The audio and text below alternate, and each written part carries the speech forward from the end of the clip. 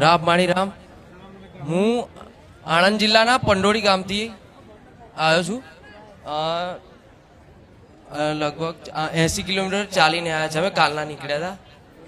મારા મિત્રએ મારા માટે મેરિટ લિસ્ટ જ્યારે મારું બહાર પડ્યું ત્યારે 4 મેરિટ લિસ્ટમાં મારું નામ નહોતું આવ્યું. આ ઇન્ડિયન આર્મીનું.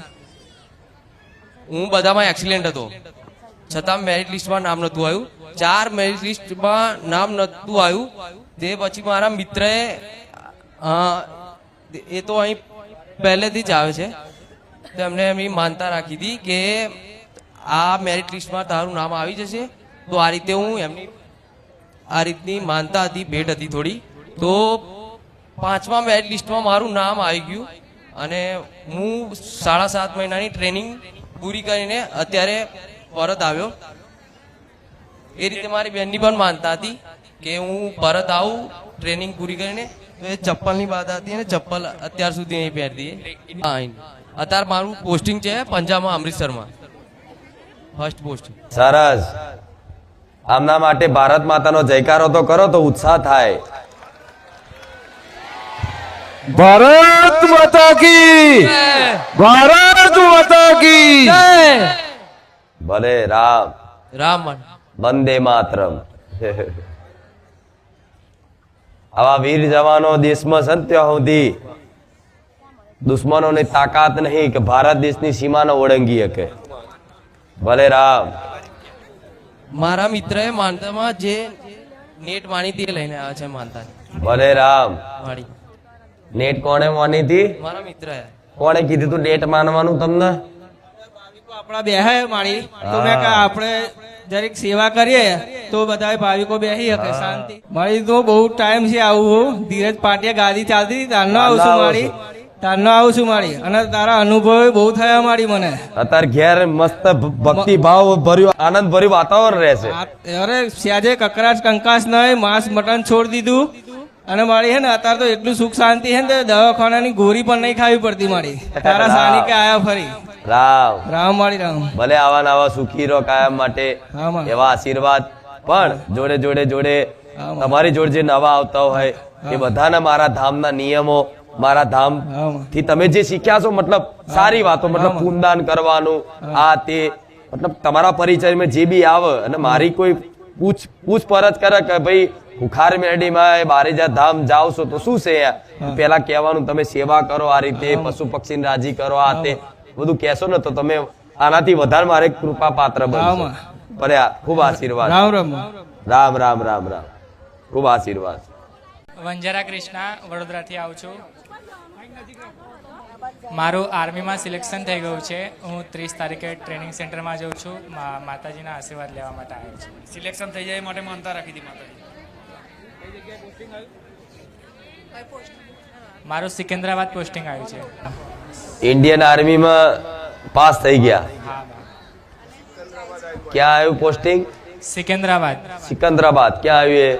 હૈદરાબાદ બાજુ. હૈદરાબાદ બાજુ. ભલે યાર યાદ કરજો, હું હૈદરાબાદ મળવા આવીશ. હા. રામ. આશીર્વાદ આપો માં. મારું એક ટ્રેનિંગમાં સાથે એટલે કે થઈ જશે, થઈ જશે. દેશની રક્ષાનો એક હુનર રાખો. એક હુનર હશે ને તો એના માટે તો મારા ભગવાને જ આ નાનપણથી અંદરથી પ્રેરણા કરક મારા આર્મીમાં જવું. પહેલેથી કે છે ને સ્કૂલમાં ભણતો તો તારથી જ એ દોડામાં પહેલો નંબર આવતો એનો. એ ટાઈમથી જ એના અંદરથી એવું મારા આર્મીમાં જવું. પછી વચ્ચે કે પોલીસમાં જવું,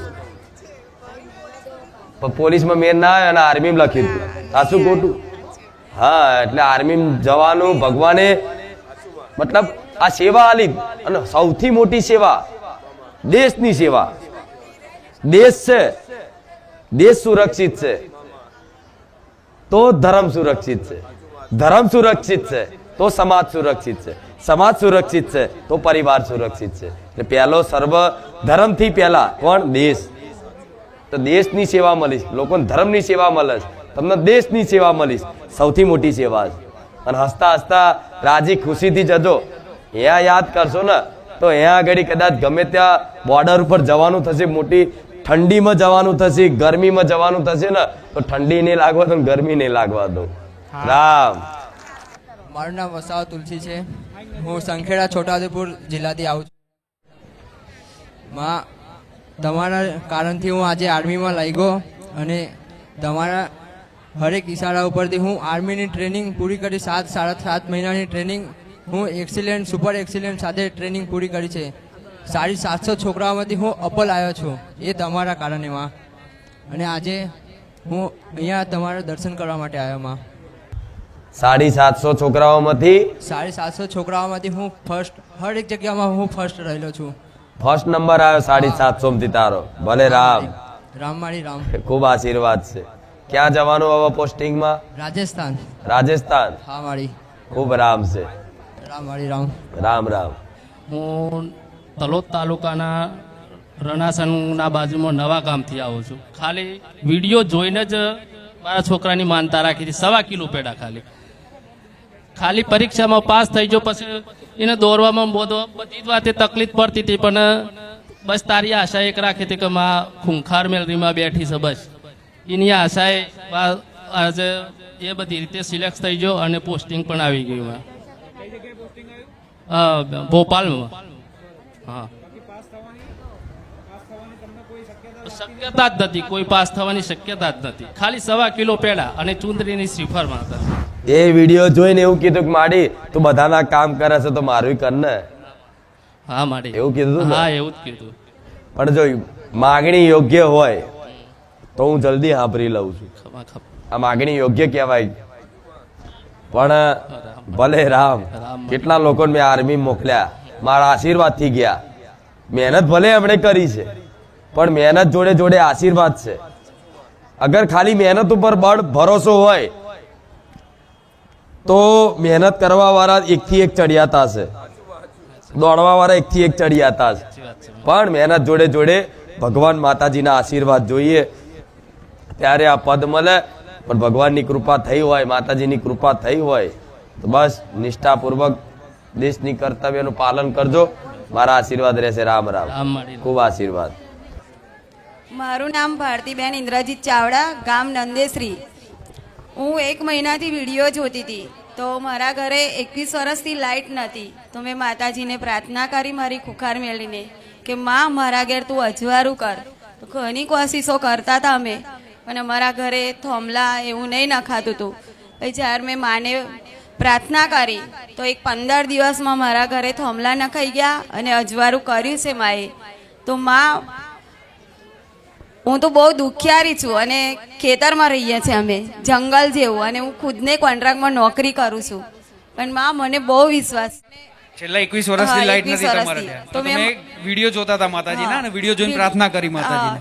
પ્રાર્થના કરી એ પછી 15 દિવસમાં લાઈટો આવી ગઈ છે. છેલ્લા 21 વર્ષથી અટકેલું. 21 વર્ષથી અમે અંધારામાં રહેતા હતા અને અત્યારે પણ મેં આ વિડીયો જોઉં છું. અને નવરાત્રી પણ માતાજીએ જે બતાવી હતી ખુખાર મેલડી એ રીતના જ મારી ચામુંડમાનો અખંડ દીવો કર્યો અને